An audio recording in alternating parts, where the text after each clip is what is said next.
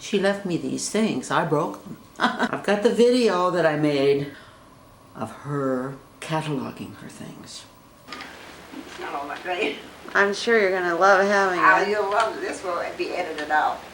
Yes, Mildred gave me this chair just recently because she was disposing of some of her things. It had been Aunt Addie and Uncle Pearl's for many, many years. Mildred did the needlepoint cushion and the seat. This is an old Seth-Thomas-Clock, and it belonged to my grandfather, Telfer, a clock repairman that worked on it some 30, 40 years ago. Told me that it had to have been built before 1850 because there was one particular little part of the mechanism that was discontinued at that time. Oh, can we see the mechanism? No, I wouldn't know what it was. Can we open the door? Yes. It's and it says in the name, the original name paper is still in, it said brass clock, Seth Thomas. It's a weight clock, has to be wound every night. It's only a 24-hour clock. Keeps perfect time. Except it isn't quite 6:45. No, right? well, I got it all moved. I got it all moved when I moved the clock. Oh, can we get it to strike? Oh, yes. Oh, I stopped it at 6:45 because I thought you'd sleep longer.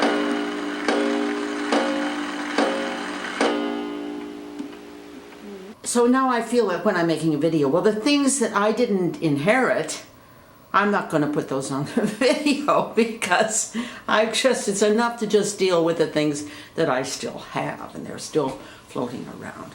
So then I feel like I have to sort of update it a little bit and add a little something. If it's a celery dish, then I'll put celery in it.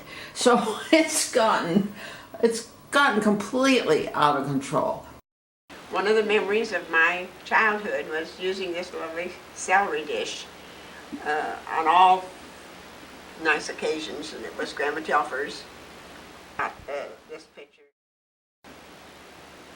Yeah. This old china tea tile was Grandma Telfer's and used daily because they liked tea, had tea all the time, and I can remember that all my life, having the tea tile on the table at meal times.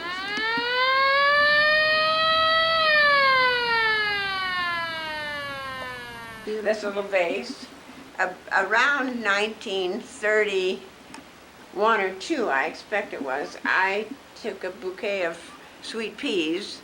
We had loads of sweet peas, and I took a bouquet of sweet peas to Grandma for Mother's Day and presented them to her in this little vase. It used to be on our dining room table. Yeah, this was a pansy ring, and we used to have loads of pansies, and especially when we lived in Southgate, just loads of pansies, and we kept pansies in this. And Ida Merrill had given me this pansy ring. We enjoyed that because the pansies were so beautiful in it. Before I was married.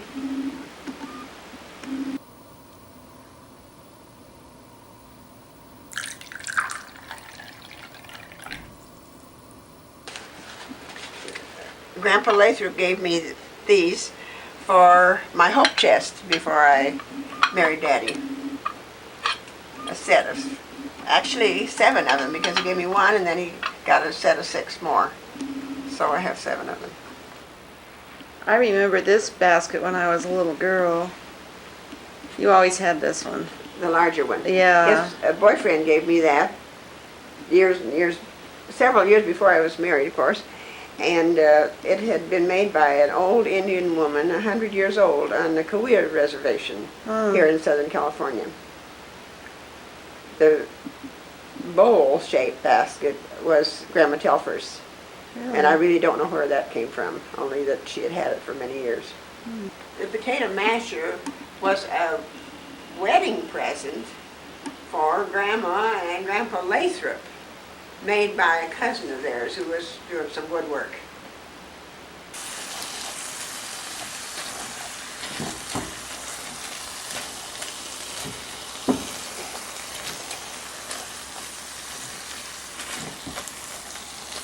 The cruet is just a vinegar cruet I have had all my married life.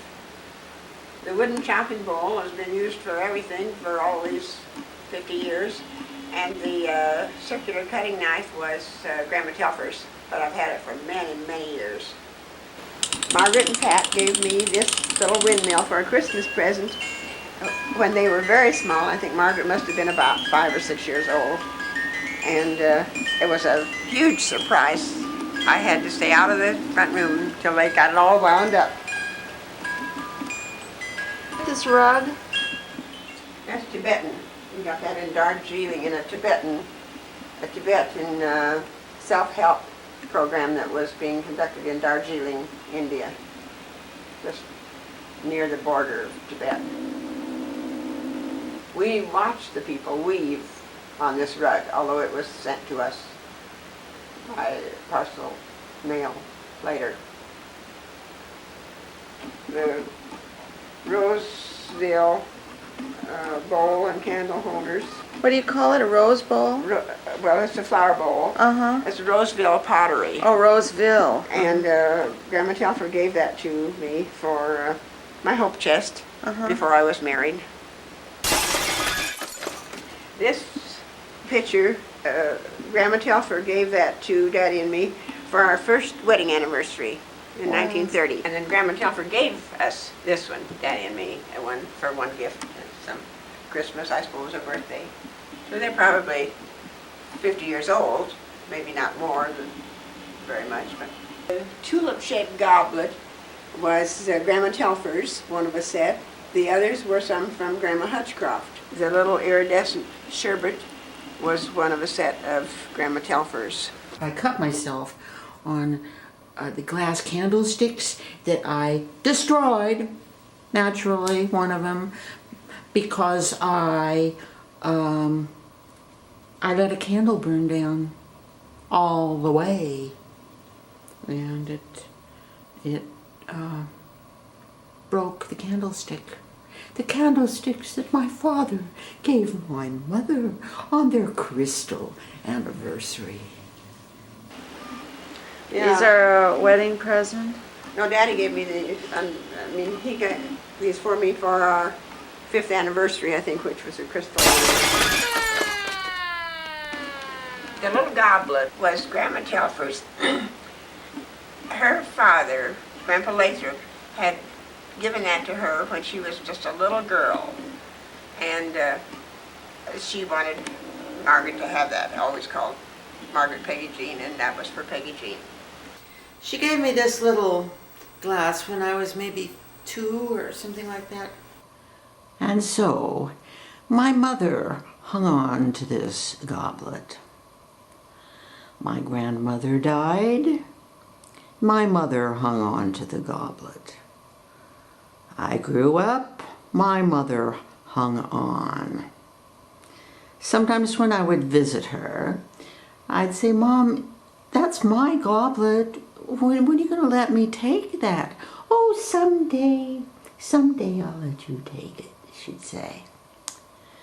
One day, I must have been in my 50s or later, I was visiting her. I just walked over to the china cabinet and I picked it up and I said, "I'm taking this." She didn't make a peep.